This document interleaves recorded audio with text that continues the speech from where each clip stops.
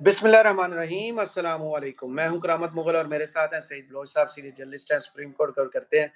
Saeed Bloch साहब, नवाज शरीफ जब भी मुंह से कुछ लफ्ज निकालते हैं फुलझड़ियां जड़ती हैं, हर तरफ ऐसी बहार फैलती है लफ्जों की कि आपकी सोच है, बंदा हैरान रह जाता है कि इतना अक्लमंद बंदा भी दुनिया में पैदा हुआ है जो कहता है। पहले कहा कि G20 कॉन्फ्रेंस अगर हमारी हुकूमत को ना रोका जाता तो इंडिया की बजाय पाकिस्तान में हो रही होती। आज उन्होंने इंकशाफ किया कि ये जो इंडिया ने तरक्की की है ना, ये असल में हमारा मुआशी प्लान था जिसकी वजह से इंडिया आज यहाँ पर पहुंचा है। एक तो उन्हें इंडिया ही की तरक्की याफ्ता नजर आता है, इस पर बात करेंगे। दूसरा, उन्होंने एक इंकशाफ किया कि मई के महीने में नवाज शरीफ जाने वाले थे, इस्तीफा देने को तैयार थे, उन्होंने तो तकरीर भी लिख ली थी। फिर हमने इस रियासत के लिए अपनी सियासत कुर्बान कर दी। अवाम की ये हालत थी कि हमें ये सख्त फैसला करना पड़ा, हुकूमत में आ गए। इनके हुकूमत के आने से सईद बलोच साहब, आम आवाम को क्या फायदा हुआ? उन पर महंगाई देखे कितनी बढ़ गई है, जिंदगी कितनी मुश्किल हो गई है। इन सब की तो मौजें हो गई हैं, इनके तो केसेस ही खत्म हो गए।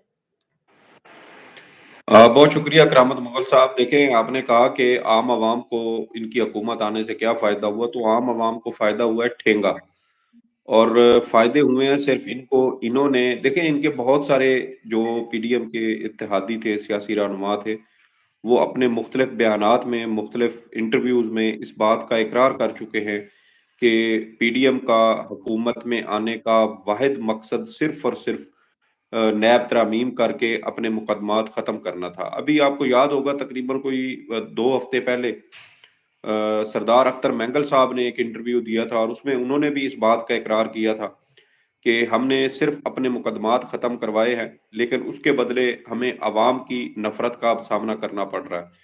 तो ये इनकी नीयतें बिल्कुल वाज़ेह थी, और इनकी नीयतें सिर्फ ये थी कि अपने मुकदमात ख़त्म करवाने हैं, अपनी करप्शन पर पर्दा डालना है, अपने गुनाहों को कानून साजी के ज़रिए उनको माफ़ करवाना है।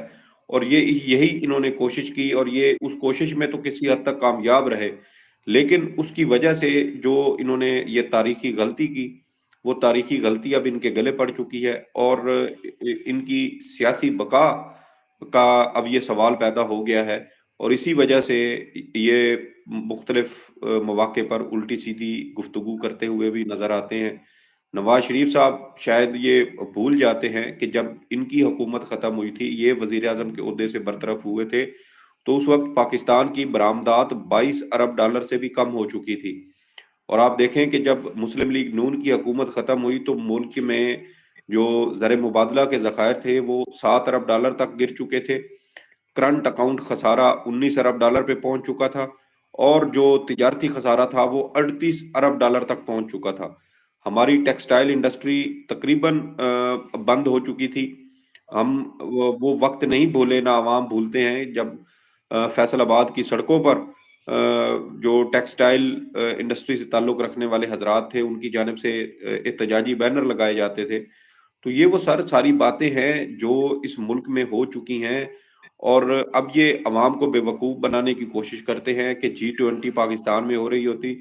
मेरे ख्याल में मियाँ साहब से अगर ये सवाल किया जाए कि G20 में जो ममालिक शामिल होते हैं, वो उनका क्राइटेरिया क्या है, वो किस बुनियाद पर उन G20 पीस के की नाम जिस ही सिर्फ बता दें। जी जी, इनसे सिर्फ ये पूछ लें कि ये G20 से बनता क्या है, तो इनको ये भी मालूम नहीं होगा। लेकिन ये वजीर आजम रह चुके हैं और इस तरह की ये बातें करते हैं, तो ये पता नहीं कौन सी ख्वाबी दुनिया है जिसमें ये रहते हैं। और आप देखें कि जब पाकिस्तान की मईशत तबाह हो रही थी, उस वक्त इनके कारोबार तरक्की कर रहे थे। जिस वक्त पाकिस्तान स्टील मिल्स शदीद माली खसारे से दो चार थी, और हर साल उनका उसका खसारा बढ़ता जा रहा था, उसी वक्त नवाज शरीफ साहब के साहबजादे हुसैन नवाज और हसन नवाज साहब की जो टेक्सटाइल इंडस्ट्री की या उनकी टेक्सटाइल मिलें थी, उनको 49 मिलियन डॉलर का मुनाफा हुआ। और ये तमाम जो चीजें हैं, ये पानामा केस जब सुप्रीम कोर्ट में जेर समाअत हो, तो ये उसकी दस्तावेजात से ये चीजें सामने आई थी। तो अब देखें कि ये इनको भारत की तरक्की नजर आती है, लेकिन अपने मुल्क में तरक्की क्यों नहीं हुई, उसके लिए जब इनसे जवाब सवाल किया जाता है, तो ये आए बाएं शाएं शुरू कर देते हैं। भारत ने 1990 में गालबन अपना ये जो तरक्की का सफर था, उन्होंने नियत की कि हमने तरक्की करनी है, मुआशी तौर पर मजबूत होना है। और वो देखें कि 30 साल लगातार वो कोशिश करते रहे और आज वो दुनिया की चंद बेहतरीन जो मईशतें हैं उसमें उनका शुमार होता है। G20 भारत में हो रही है और पाकिस्तान इस दौरान क्या करता रहा, यही नवाज शरीफ साहब थे जो उस वक्त अपनी वाहिद सियासी हरीफ बेनज़ीर भुट्टो साहिबा की हुकूमत गिराने के लिए साजिशें करते थे, उनके खिलाफ गलीज जबान का इस्तेमाल करवाया करते थे, उनकी जैली नंगी तस्वीरें लाहौर शहर के ऊपर फेंकवाया करते थे।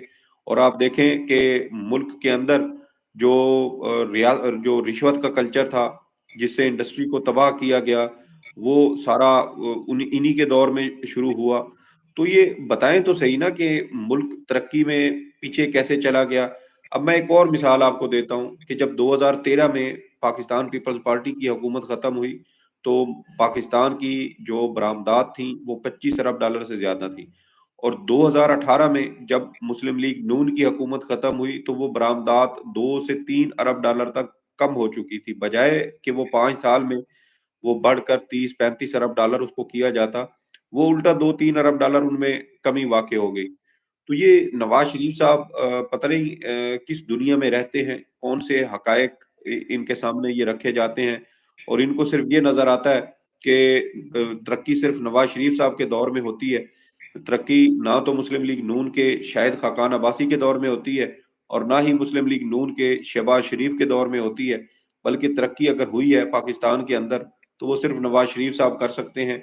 वो फार्मूला ना वो अपनी सियासी जमात के दूसरे किसी वजीर आजम को देने को तैयार हैं और ना ही वो फार्मूला अपने सगे छोटे भाई शहबाज शरीफ साहब को देने के लिए तैयार हैं कि वो तरक्की का कौन सा ऐसा फार्मूला है जो उन्होंने महफूज करके रखा हुआ है और वो सिर्फ वही इस्तेमाल कर सकते हैं, किसी दूसरे को इस्तेमाल करने की इजाजत नहीं है। आज ये उन्होंने नया देखिए। फार्मूला भी दिया है। उन्होंने कहा जी है जी। कि इंडस्ट्री में जो पैसा लगाया जाए ना, उसका सोर्स ना पूछा जाए। देखें ये वही तरीका है कि आप पहले करप्शन का पैसा लूटें, इस मुल्क को खंगालें, इस आवाम का जो है वो पेट काट कर जो टैक्स देते हैं उस पर लूट मार करें, अपनी जायदादें बनाएं, वो पैसा मनी लॉन्ड्रिंग करके बैरून मुल्क भिजवाएं और फिर वहां से वापस इस शर्त पर लेके आए कि हम तो देखें जी पैसा बाहर से वापस ला रहे हैं, तो आप हमें पाकिस्तान के अंदर किसी किस्म की किसी कानूनी कार्रवाई का हमें सामना ना करना पड़े, हमें कोई पूछ ना हो ये पैसा कब कहाँ किस तरह कमाया, कैसे बाहर ले जाया गया और कैसे वापस लाया जा रहा है, इसका सोर्स ऑफ इनकम क्या है, ऐसी कोई बातें हमसे ना पूछें। तो ये देखें कि ये करप्शन करने की भी आज़ादी चाहते हैं और फिर ये उस पैसे के बारे में कोई सवाल जवाब भी नहीं चाहते कि ये पैसा कहाँ से आया, कैसे कमाया, किस तरह इसका इस्तेमाल किया। तो ये बिल्कुल वो बादशाहों वाली तर्ज ज़िंदगी है, जहाँ पर ये समझते हैं कि हम किसी सूरत अकाउंटेबल नहीं है, किसी को जवाबदेह नहीं है, कोई हमसे ये सवाल जवाब नहीं कर सकता कि हम पैसा कहाँ से कैसे कमाते हैं, उन्होंने कैसे आज तक इस्तेमाल लंदन करते के हैं। फ्लैट का जवाब नहीं दिया। जी, बिल्कुल देखें कि 4 साल उन्हीं फ्लैट्स में रह कर आए हैं उनके और भाई ने कहते हैं कि टीटीज इन का फ्लैट्स। जवाब नहीं दिया। देखिए भाई ने टीटीज का क्या जवाब देना था, वो जो टीटीज से मुंसलिक जितने भी लोग थे उस केस से, वो लोग मशकूक हालात में कत्ल हो चुके हैं। तो अब मुझे बताएं कि उस केस की तहकीकात कैसे हों। तो सर ये इस खानदान की ख्वाहिशात को पूरा करने के लिए पूरा मुल्क, पूरी उसकी मईशत और 22-25 करोड़ अवाम को इस जलते तंदूर में झोंका गया है और इसका वाहिद मकसद सिर्फ ये है कि एक शरीफ खानदान वो तमाम तर जो उसकी ख्वाहिशात हैं वो पूरी की जाएं और देखें कि इनको वापस लाकर इनके ओपन एंड शट केसेस ख़त्म करवा कर इनको इक़्तिदार सौंपने की तैयारियां हो रही हैं। लेकिन ये वही नालायक और नाअहल लोग हैं जो पहले 3 बार वजारतें ले चुके हैं, हुकूमतें ले चुके हैं, लेकिन उसके बावजूद ये किसी भी किस्म की तरक्की दिखाने में या कारकर्दगी दिखाने में ये नाकाम एक और रहे हैं। इंटरव्यू हुआ है सईद बलोच साहब, मुख्तसर आप का तजिया उस पर भी चाहूंगा। सदर साहब ने इंटरव्यू दिया है वॉइस ऑफ अमेरिका को। ये वही सदर साहब आरफ अलवी साहब जिन्होंने शहबाज शरीफ से हलफ नहीं लिया था जब उनकी बारी थी वजीर आजम बनने की, तो उन्होंने हलफ बर्दारी में शिरकत नहीं की थी, बीमार हो गए थे, याद है आपको। अब उनसे सवाल हुआ तो उन्होंने कहा खैर है, नवाज शरीफ जब वजीर आजम बनेंगे उनसे हलफ ले लेंगे। یہ چینج کیسے آ گیا؟ دیکھیں شاید میرے خیال میں عارف علوی صاحب یہ سمجھتے ہیں کہ شہباز شریف صاحب چونکہ ایک سازش کے تحت وزیر اعظم بنے تھے، انہوں نے ایک سازش کے تحت ایک منتخب وزیر اعظم کی حکومت ختم کی تھی، اور اس وجہ سے انہوں نے شاید شہباز شریف صاحب سے حلف لینے سے انکار کر دیا تھا، اور وہ غالباً عمرے پہ چلے گئے تھے یا حج پر چلے گئے تھے۔ نہیں، بیمار تھے سر، بیمار تھے۔ بیمار، جی جی جی جی، بلکہ حج پہ بیمار ہو تب گئے گئے تھے تھے بالکل۔ جب الیکشن ایکٹ جب سائن ہوا تھا اس وقت۔ جی جی جی جی جی جی، تو وہ اسی وجہ سے بہرحال انہوں نے بہانہ کیا اور انہوں نے حلف نہیں لیا۔ اب نواز شریف صاحب دیکھیں کہ چونکہ یہ اب مقتدر حلقوں کے لاڈلے ہیں اور چور دروازے سے یہ کوشش کر رہے ہیں، اور دیکھیں کہ یہ اتنی جو ہے وہ کھلے عام یہ سارے یہ کام کر رہے ہیں کہ اب ان کو اس بات کی بھی پرواہ نہیں ہے کہ عوام کے اندر ان کی جو رائے عامہ ہے وہ کتنی متاثر ہوگی، عوام ان کے بارے میں کیا سوچے گی، عوام کی نظر میں ان کی سیاسی ساکھ کتنی تباہ ہو جائے گی، اس چیز کی انہیں بالکل کوئی پرواہ نہیں ہے۔ اور یہ صرف یہ کہتے ہیں کہ ہم جن کے کندھوں پر بیٹھ کر ہم اقتدار میں آنے کی کوشش کر رہے ہیں وہ ہمارے ساتھ ہیں، وہ ہمیں ہر کندھے صورت سے اقتدار گرانا ہو میں تو لے کیا کر کرنا پڑتا ہے؟ صرف کندھے پہ بندہ جی بیٹھا جی ہو تو کیا کرانا پڑتا ہے؟ تھوڑا سا آپ جھکے تو کندھے پہ بیٹھا ہوا بندہ، آپ کو یاد ہے بچپن میں ہم بھی وہ گیم کھیلتے تھے، بندے کو اعتبار دلا کے کندھے پہ بٹھائیں اور ایسے کریں تو وہ نیچے گر جاتا ہے سر کے جی جی، بل۔ یہ ہونا یہی ہے۔ اور آپ دیکھیے گا کہ آئندہ عام انتخابات میں 25 کروڑ عوام مسلم لیگ نون کے ساتھ یہی کرے گی، اور جب یہ منہ کے بل زمین پر آ کے گریں گے نا سر، تو پھر ان کو اندازہ ہوگا کہ ہم نے کہاں کہاں سیاسی غلطیاں نہیں کی، پھر بلکہ یہ یہ کہیں گے تاریخی او سر، بلنڈرز ہیں۔ پھر یہ روتے پھریں گے، جلسے جلوس کرتے مظاہرے کرتے یہی پھریں گے کہ مجھے کیوں نکالا۔ پھر ان کو اس چیز کی بھی سمجھ نہیں آئے گی۔ سعید بلوچ صاحب، آپ کے تجزیے کا شکریہ۔ کمنٹس دیکھیں باکس میں ہمیں آخری بات میں کر دوں، آپ نے وہ بات کی، یہ جلسے جلوس نہیں کر پائیں گے جب عوام کی جانب سے ان کو مسترد کر دیا جائے گا، دودھ میں گری ہوئی تو پھر مکھی کی طرح لندن چلے جائیں گے۔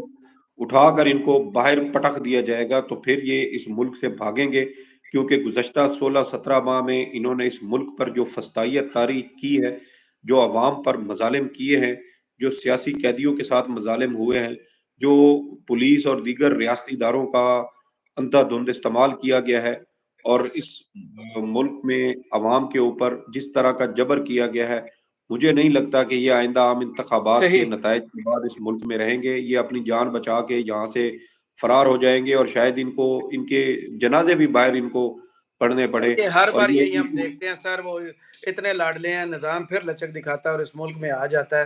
کمنٹس باکس میں ضرور بتائیے کہ ویڈیو آپ کو کیسی لگی۔ اجازت دیجیے، اللہ حافظ۔